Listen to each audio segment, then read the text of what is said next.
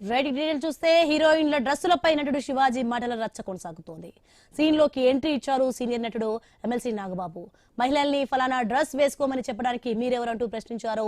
Heroine Nidhi Agarwal బాధితురాలని ఆమెకు అండగా నిలవాల్సింది పోయి టార్గెట్ చేసినట్టు మాట్లాడడం సరికాదని తనదైన స్టైల్లో మాట్లాడారు.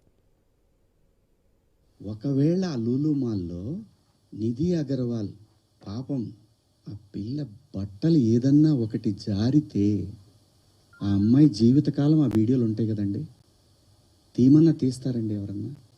నన్ను చాలా ప్రొవోక్ చేసింది ఆ ఒక్క సిచ్యువేషనే.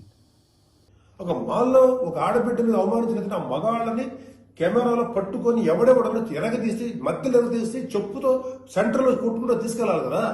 అది కదా మీరు చేయాల్సిన పని. వాళ్ళని అడగాలి కదా, వాళ్ళని శిక్షణ చెప్పాలి కదా.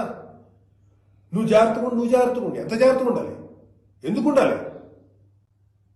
ప్రతిసారి ఎప్పుడు విక్టిమ్ అయిపోయిన ఆడబిడ్డల మీదే మీరు క్రైమ్ నేరం మోపుతుంటే వాళ్ళే తప్పు అంటుంటే అంటే పర్లేదు, ఆడబిడ్డల మీద క్రైమ్ చేసిన తప్పలేదు, వాళ్ళు జాగ్రత్తగా ఉండాలి, మగవాళ్ళు మాత్రం ఏమనకూడదా? వాళ్ళకి చెప్పండి. దుర్మార్గం చేసిన ఆడబిడ్డల మీద దుర్మార్గం చేసిన మగవాళ్ళని చెప్పు తీసుకుంటారా మాట్లాడండి మీరు దమ్ముంటే. అంతేగాని ఎవరైతే నష్టపోయారో వాళ్ళను అనకండి. ఆ స్థానంలో మన బిడ్డలుంటే ఎంత బాధపడతామో అది ఆలోచించండి. ఈ మోరల్ పోలీసింగ్ నుంచి మీరు బయటపడేదాకా మీరు మనుషులు కాదు. Moral policing is a bloody nasty thing. ప్రపంచం అంతా ఆడబిడ్డలంతా సఫర్ అవుతుంది మోరల్ పోలీసింగ్. ఈ మోరల్ పోలీసింగ్ ఎక్కువ ఆడపిల్లల మీద రుద్దపడుతుంది. ప్రపంచవ్యాప్తంగా ఆడపిల్లల మీద రుద్దపడుతుంది. ఎవరైతే సమాజంలో గొప్పగా మాట్లాడుకున్న వ్యక్తులు ఉన్నారో వాళ్ళకి చెప్పండి. వాళ్ళందరూ వచ్చి మాట్లాడాల్సిన అవసరం ఉంది. ఎంతకాలం ఆడపిల్లల మీద ఈ అణిచివేత మీరు అవలంబిస్తారు? ఎంతకాలం వాళ్ళు అణిచివేస్తారు? అంటే చాలా మంది నిన్న కామెంట్స్ లో కొన్ని పదాలు వాడారమ్మా, నాకు ఆశ్చర్యం వేసింది ఆ పదాలు. ఎప్పుడన్నా సాయి పల్లవిని ఎవరన్నా టచ్ చేశారా? ఎప్పుడన్నా అనుష్కని ఎవరన్నా టచ్ చేశారా? ఎప్పుడన్నా సౌందర్య గారిని ఎవరన్నా టచ్ చేసిన సందర్భాలు విన్నామా? ఇలా చాలా మంది లయాని ఎవరన్నా ఆమెను చూడగానే మా ఇంట్లో అమ్మాయి అని అంటారు. ఆవిడ మీరా జాస్మిన్ నిండుగా మలయాళీస్ అందరు కూడా బయట నిండుగా శారీస్ కట్టుకొని వస్తారు. నేను మిమ్మల్ని అందరు అమ్మ దండం పెడతా, మీరు ఎట్టొచ్చినా మీ ఇష్టం, నాకు సంబంధం లేదు. అలాగే భూమిక గారిని ఎన్నోసార్లు వచ్చింది ఆవిడ. ఎవరన్నా టచ్ చేశారు ఆవిడ్ని? నేను అంటున్నాను, ప్రొవోక్ చేయకూడదు. ప్రొవోక్ చేసినట్టు అనిపించినప్పుడు మీరు అన్నదానికి కుర్రాళ్ళు ఆహా నువ్వు ఇలా ఉంటావా, వాళ్ళు పందాలు వేసుకుంటారు. పిల్లలుండి చిన్నపిల్లలు, మన పిల్లలు వాళ్ళు. నేను అంటాను మనం ఎందుకు అవకాశం ఇవ్వాలి అనేది నా ఉద్దేశం తప్ప మీ ఇష్టం అండి. మీరు బట్టలు వేసుకున్నా, ఇంకా మంచి బట్టలు వేసుకున్నా, ఆ తర్వాత మీ ఇష్టం, మీ ఫ్యామిలీ, మీరందరూ సమాజానికి అగెన్స్ట్గా వెళ్ళినా ఉన్నా. నేను మాత్రం కోరుకునేది ఒకటి, ఈ జనరేషన్ ఆడపిల్లలకి, అమ్మ నేను ఒకటి చెప్తున్నాను, మిడిల్ క్లాస్ ఎక్కువ ఈ దేశంలో, మరీ ముఖ్యంగా మన తెలుగు పిల్లలు. నేను చెప్పేది ఒకటి, ఇది మీరు పాటించమని నేను అంటల్లా, జరిగే అనర్థాల గురించి మాత్రం చెప్తాను, జాగ్రత్తగా ఉండండి. ఇంతకన్నా నేను చెప్పేది ఏం లేదు. Thank you. ఆడపిల్లల మీద జరిగేటువంటి అట్రాసిటీస్ వాళ్ళు వేసుకున్న వస్త్రధారణ మీద కాదు, మగవాడి యొక్క క్రూరత్వం, మగవాడి యొక్క బలం, పశు బలం, వీటి మీద దీనికి తగ్గట్టుగా వాడి పశుబలానికి వాడి క్రూరత్వానికి తగ్గట్టుగా ఆడపిల్లలు బలైపోతున్నారు తప్ప ఏ ఆడపిల్ల కూడా వస్త్రధారణ మీద అవ్వలేదు. ఇది మిత్.